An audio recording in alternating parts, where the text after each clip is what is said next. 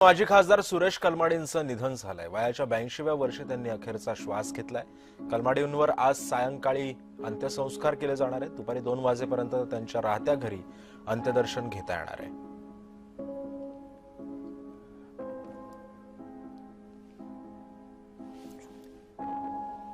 आणि या संदर्भामध्ये अधिक माहिती जाणून घेऊयात। माझे सहकारी अमोल दरेकर सध्या आपल्या सोबत आहे। अमोल, नक्कीच सिद्धेश की पुण्यासाठी हा अत्यंत दुःखद आणि वेदनादायी क्षण आहे की ज्या पुण्याचे खासदार सुरेश कलमाडी यांनी खरं तर काँग्रेसमध्ये सक्रिय राहून त्यांच्या राजकीय सुरुवात आणि अनेक वर्ष ज्यांनी काँग्रेसची सत्ता महानगरपालिकेपासून तर दिल्लीपर्यंत राखण्याचं काम केलं असे सुरेश कलमाडी त्यांचं वृद्धापकाळानं खरं निधन झालेलं आहे आणि त्यांचं पार्थिव दुपारपर्यंत या ठिकाणी येईल अशी शक्यता वर्तवली जाते।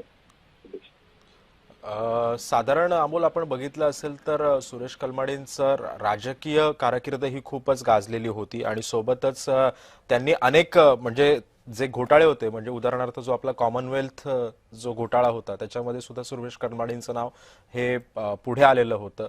मात्र आता आज त्यांची प्राणज्योत मालवलेली आहे। काँग्रेसवर कशा पद्धतीने याचा परिणाम होऊ शकतो? नक्कीच सिद्धेश, ज्या वादग्रस्त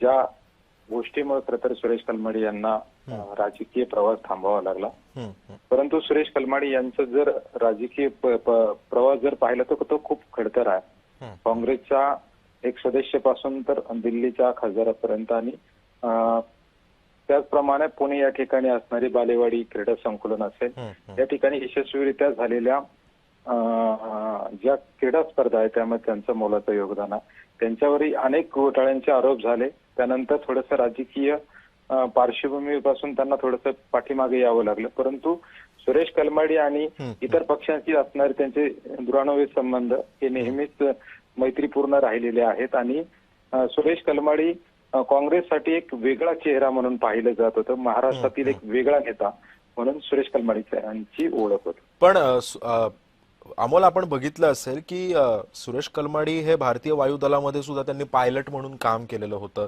1974ला जर मी चुकत नसेल तर वायुदलातून त्यांनी निवृत्ती घेतली आणि 1977 मध्ये त्यांनी इंडियन युथ काँग्रेस आणि पुण्यातील अध्यक्ष ते झाले।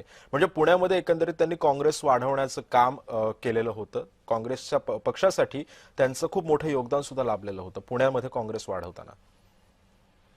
नक्कीच एक सुशिक्षित पुण्यातील एक युवक म्हणून त्यांचा एक चेहरा म्हणून पाहिलं जात होतं। त्या काळामध्ये सुरेश कलमाडी यांनी अनेक